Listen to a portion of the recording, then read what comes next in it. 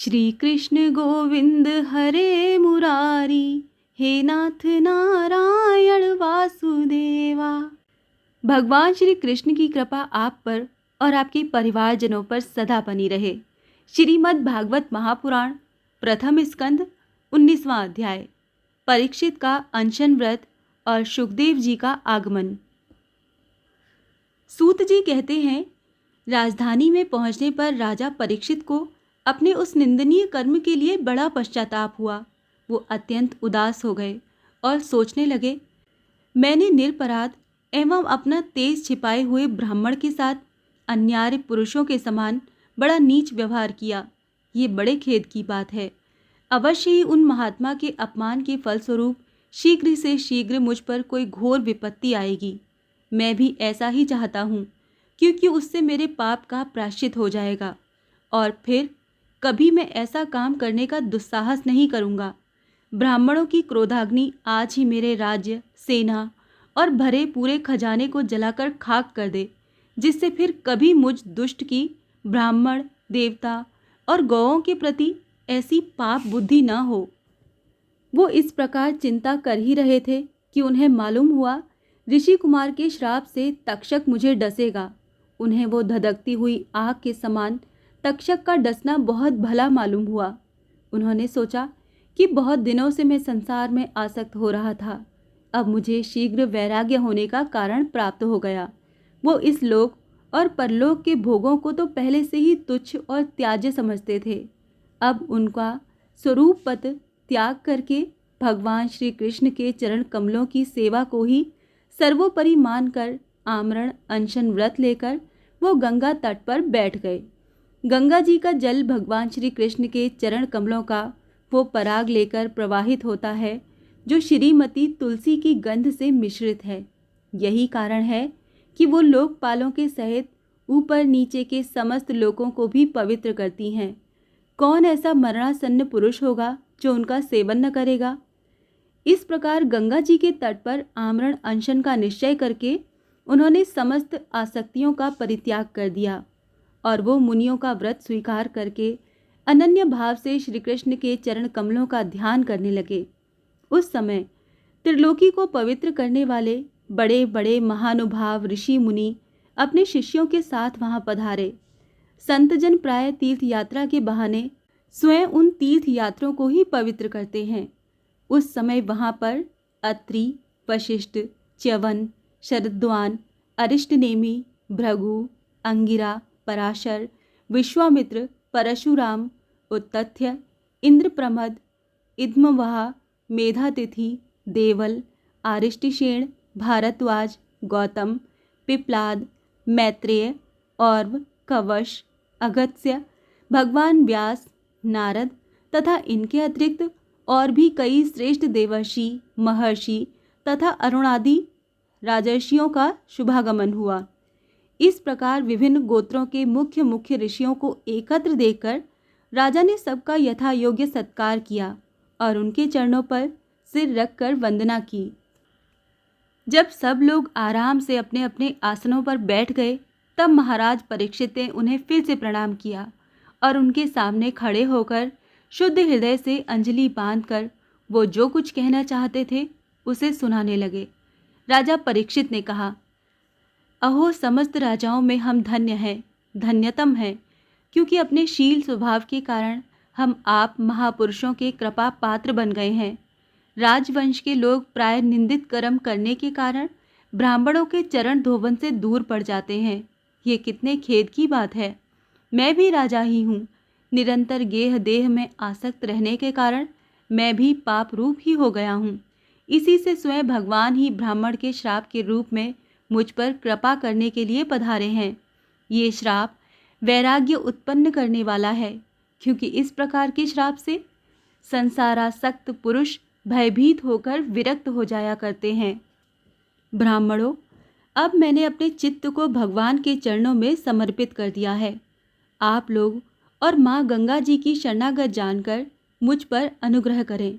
ब्राह्मण कुमार के श्राप से प्रेरित कोई दूसरा कपट से तक्षक का रूप धरकर मुझे डस ले अथवा स्वयं तक्षक आकर डस ले, इसकी मुझे तनिक भी परवाह नहीं है। आप लोग कृपा करके भगवान की रसमयी लीलाओं का गायन करें।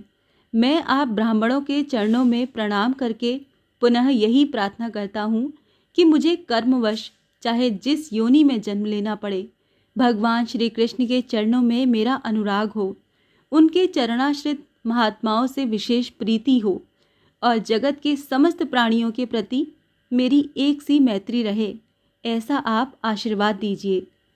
महाराज परीक्षित परम धीर थे। वो ऐसा दृढ़ निश्चय करके गंगा जी के दक्षिण तट पर पूर्वाग्र कुशों के आसन पर उत्तर मुख होकर बैठ गए। राजकाज का भार तो उन्होंने पहले ही अपने पुत्र जनमेजय को सौंप दिया था। पृथ्वी के एक छत्र सम्राट परीक्षित जब इस प्रकार आमरण अनशन का निश्चय करके बैठ गए, तब आकाश में स्थित देवता लोग बड़े आनंद से उनकी प्रशंसा करते हुए वहां पृथ्वी पर पुष्पों की वर्षा करने लगे तथा उनके नगाड़े बार बार बजने लगे। सभी उपस्थित महर्षियों ने परीक्षित के निश्चय की प्रशंसा की और साधु साधु कहकर उनका अनुमोदन किया। ऋषि लोग तो स्वभाव से ही लोगों पर अनुग्रह की वर्षा करते रहते हैं।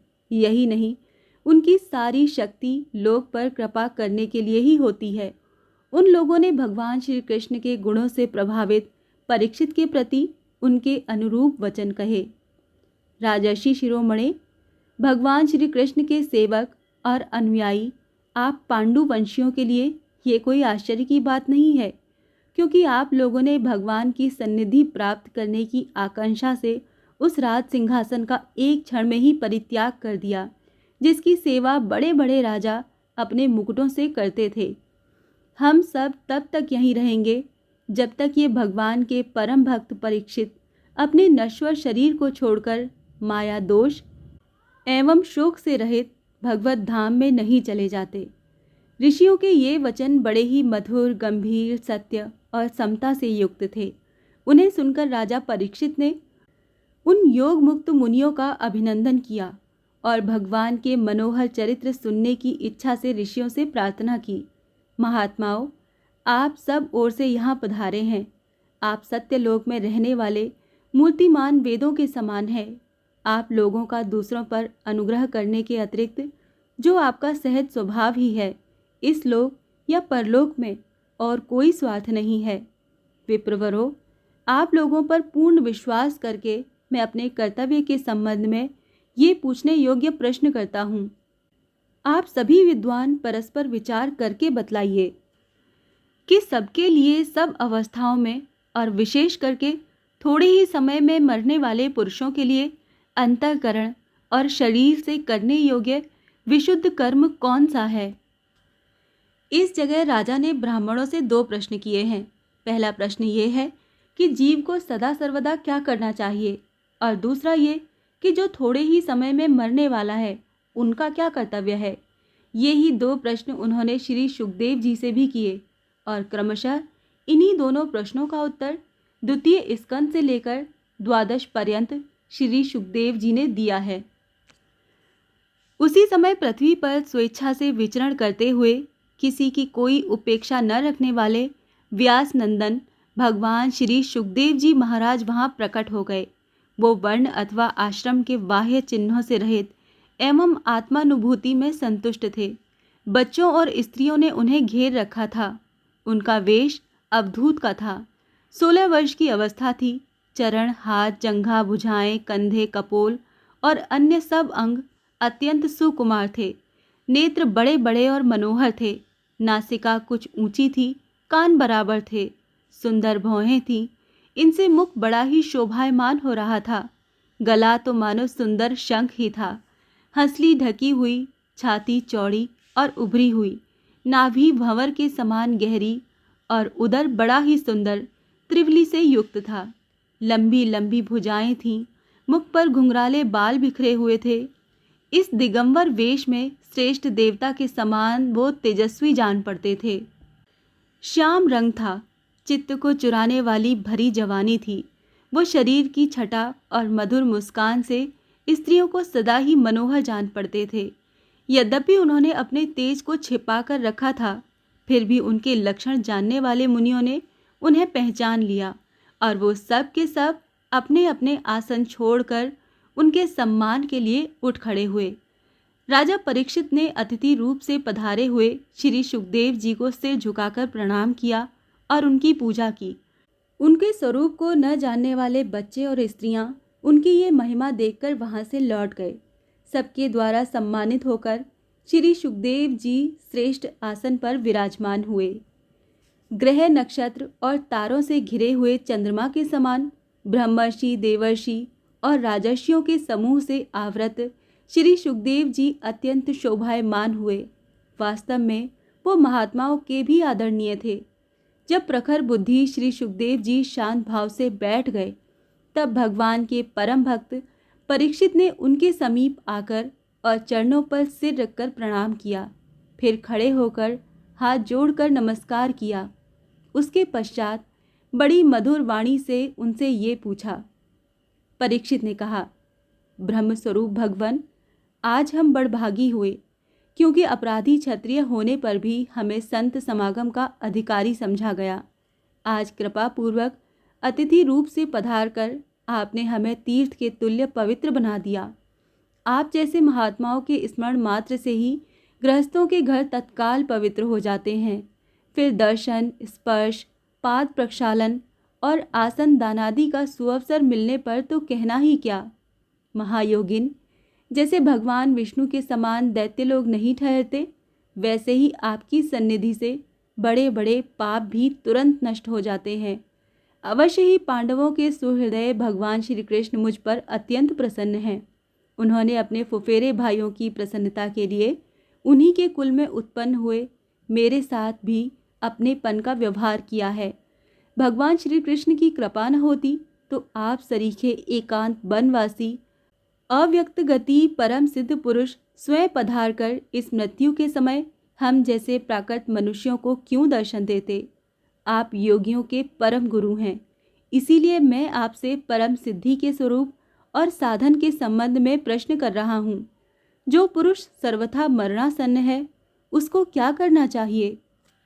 भगवान, साथ ही ये भी बतलाइए कि मनुष्य मात्र को क्या करना चाहिए। वो किसका श्रवण, किसका जप, किसका स्मरण और किसका भजन करें तथा किसका त्याग करें।